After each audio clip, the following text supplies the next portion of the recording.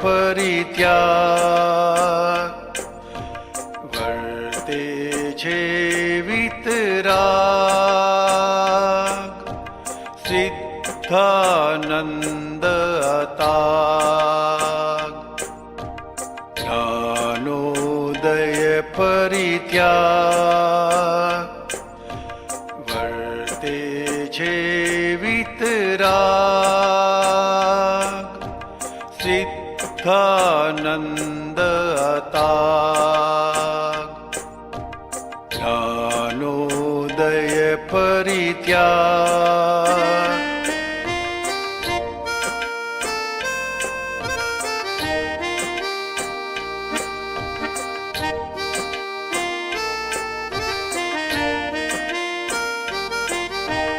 મન છે છતાંય મનથી જુદા વચન છતાંય શબ્દના દ્રષ્ટા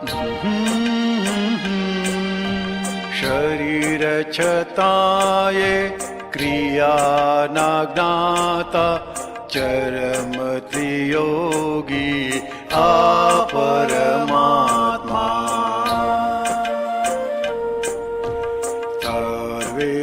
સંગ પરિત્યાગ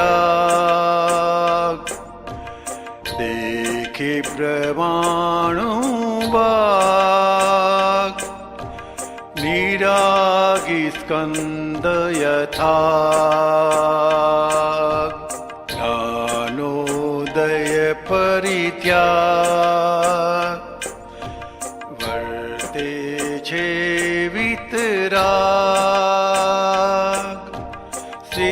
સિદ્ધાનંદ અતાગ જ્ઞાનોદય પરિત્યાગ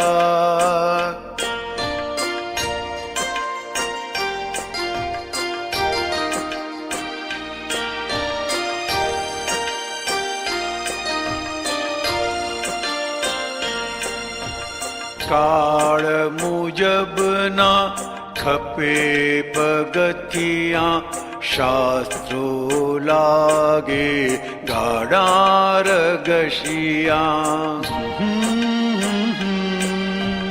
મંગળ સુધી વિમાન પૂગિયા ત્યારે ખપે છે અક્રમ સિદ્ધિયા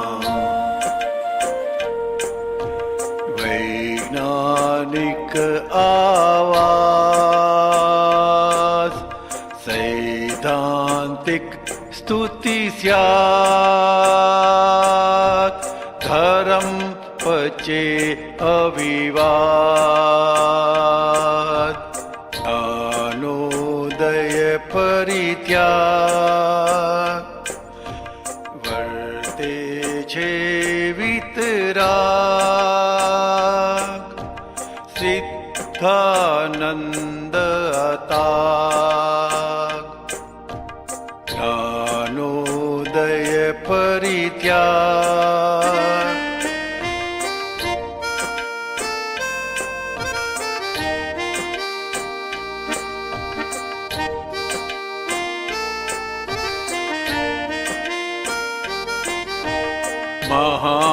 મહાનિર્જરા રૂપી અવસ્થા અંતઃકરણમાં સ્પંદન ઉઠતા બહિર્ક્રિયામાં બાળ સુલભતા આગ્રહ નથી ત્યાં મોક્ષ જ રમણા નિજ સુખમય આસ્વાદ ચખારે અંતર ત્યાગ દાદૈ જ્ઞાનોત્પાશ જ્ઞાનોદય પરિત્યાગ વર્તે છે વિતરાગ સિદ્ધાનંદ અતાગ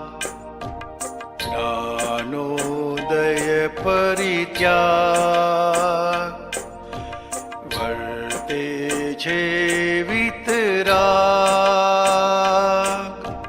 सिद्धानंद अताग ज्ञानोदय परित्याग वर्ते छे वीतराग सिद्धानंद अताग ज्ञानोदय परित्याग वर्ते छे वीतराग सिद्धानंद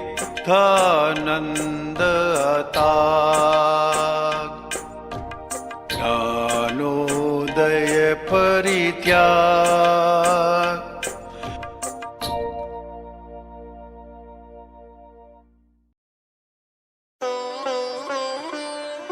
चैप्टर 84 वर्तना में रहे उसे व्रत कहते हैं।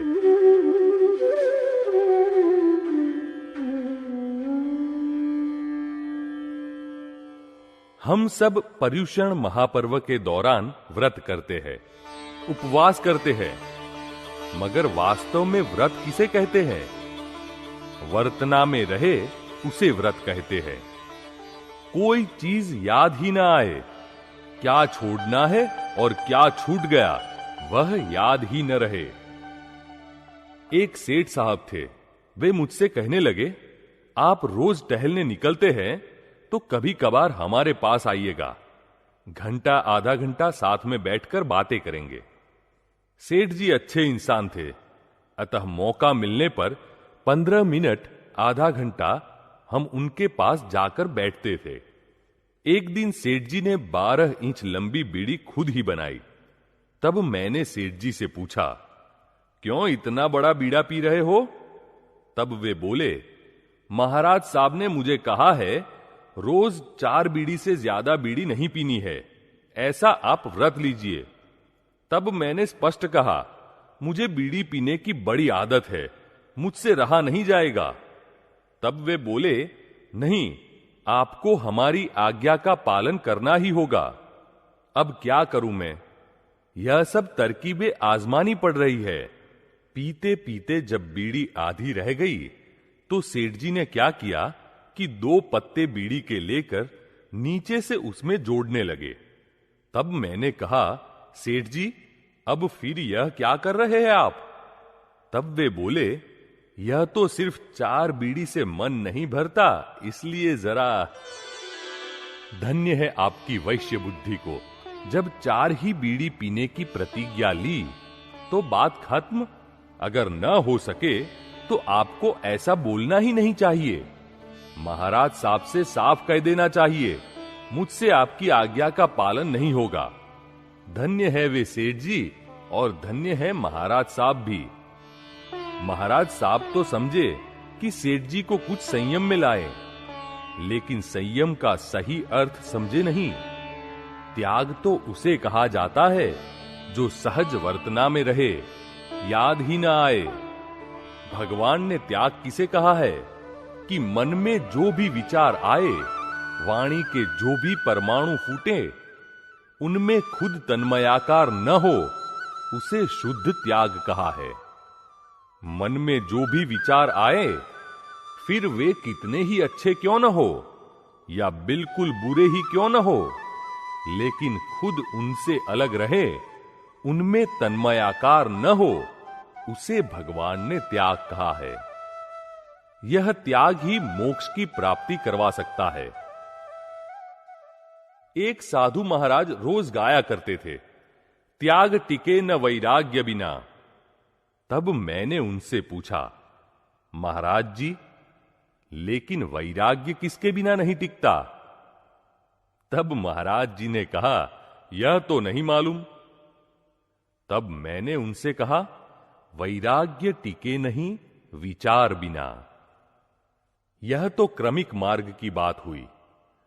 क्रमिक मार्ग तो बहुत ही कठिन है। यहां तो इधर कुआं और उधर खाई जैसा है।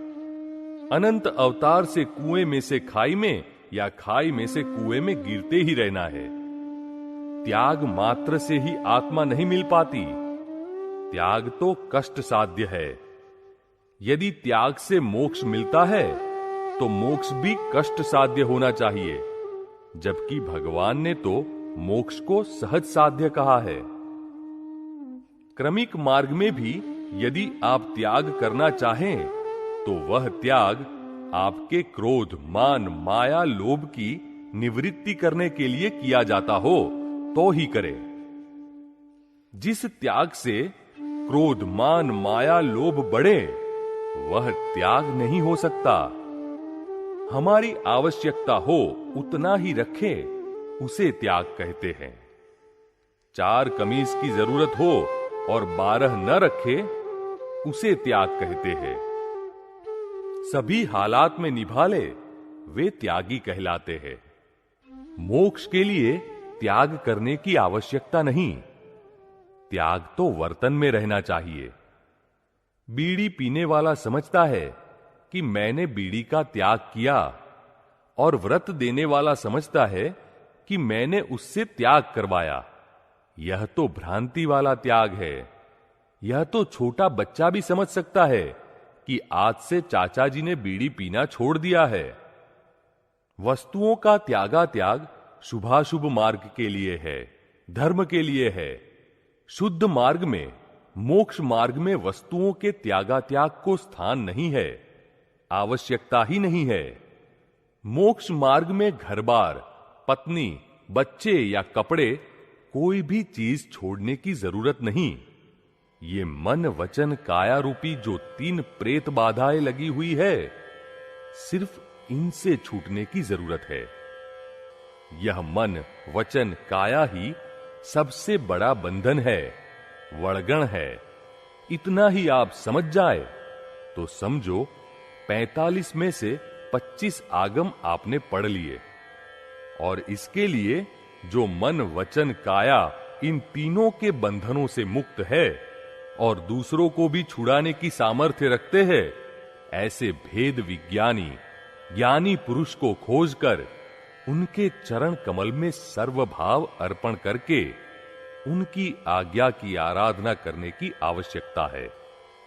जो मुक्त हुए हैं वे ही दूसरों को छुड़ा सकते हैं। आपको क्या लगता है? हाइलाइट्स। मोक्ष मार्ग में घर-बार, पत्नी, बच्चे या कपड़े, कोई भी चीज छोड़ने की जरूरत नहीं। ये मन, वचन, काया रूपी जो 3 प्रेत बाधाएं लगी हुई है, सिर्फ इनसे छूटने की जरूरत है। यह मन, वचन, काया ही सबसे बड़ा बंधन, सबसे बड़ा वड़गण है। इतना ही आप समझ जाए तो समझो 45 में से 25 आगम आपने पढ़ लिए। भगवान ने त्याग किसे कहा है? कि मन में जो भी विचार आए, वाणी के जो भी परमाणु फूटे, उनमें खुद तन्मयाकार न हो, उसे शुद्ध त्याग कहा है।